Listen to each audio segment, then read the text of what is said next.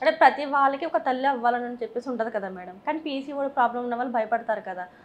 అసలు వాళ్ళకి ప్రెగ్నెన్సీ వచ్చే ఛాన్స్ ఉంటదంటారా? ప్రెగ్నెన్సీ ఖచ్చితంగా 100% వస్తుంది. ఓకే. ఫస్ట్ పీసీఓడి ఉంది అనంటే వాళ్ళు వెయిట్ ఎక్కువ ఉంటారు. మీరు అబ్జర్వ్ చేశారో లేదో, ఆల్మోస్ట్ నేను చూసిన వాళ్ళల్లో 95% అమ్మాయిలు ఓవర్ వెయిట్ ఉన్న వాళ్ళే.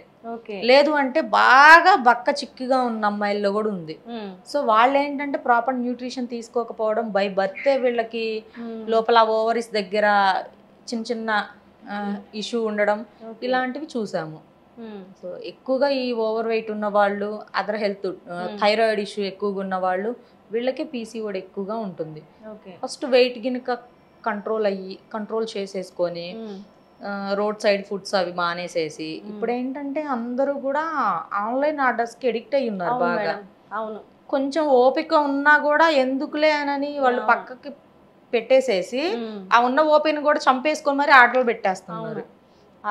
బయట ఫస్ట్ మనం ఎక్కడైనా బయట ఆర్డర్ చేసామనుకో, దాంట్లో ఫస్ట్ వాళ్ళు యాడ్ చేసేది ఫుడ్ కలర్ ఒకటి, సెకండ్ వన్ వచ్చేసి అజినోమోటో అంటే టేస్టింగ్ సాల్ట్ అంటారు.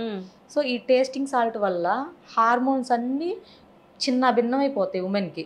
సో అలా అయినప్పుడు ఏంటి, ఆ అమ్మాయికి హార్మోన్స్ ఎప్పుడైతే ఇంబ్యాలెన్స్ అయిపోతాయో అప్పుడే కదా ఈ పీసీఓడి వచ్చేది. సో ఈ పీసీఓడి రావడానికి ఇదొక రీజను. మళ్ళీ ఇంకొకటి వచ్చేసి వాళ్ళు చేసే ప్యాకింగ్స్ ఏవైతే ఉంటాయో అందులో ఎయిర్ పుల్ చేసి మనకు పెట్టేస్తుంటారు.